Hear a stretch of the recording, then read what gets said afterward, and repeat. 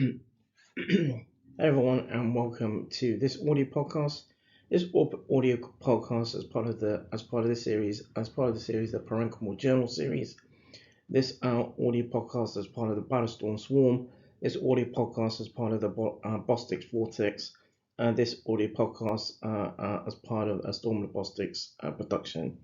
In this audio podcast, a little bit around the aims and objectives, if you like, around this series, around this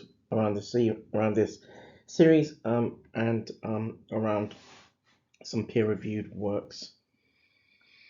So three questions being put forward as part of the aims and objectives of this works. Aims and objectives of this works surrounding the using social media or mainstream media to prompt transplantation education and sort of a scientist perspective on a long-standing condition. On a long-standing condition and using CKD or chronic kidney disease as an example. So number one, one of the first questions as part of this works is can those who follow the Muslim faith can they donate organs? Number two, or question two, is there an Islamic stance on using social media or mainstream media to prompt transplantation education?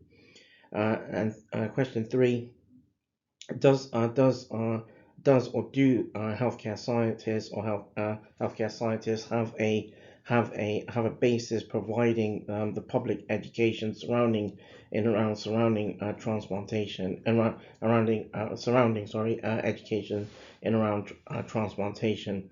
And so to answer these questions, the long-standing condition or long-term condition CKD or chronic kidney disease will be used to provide a basis. That draws this audio podcast to a close. This has been an audio podcast as part of the Parenchymal Journal, the Parenchymal Journal series. This audio podcast is part of the BattleZtorm Swarm. This audio podcast as part of a Bostics Vortex.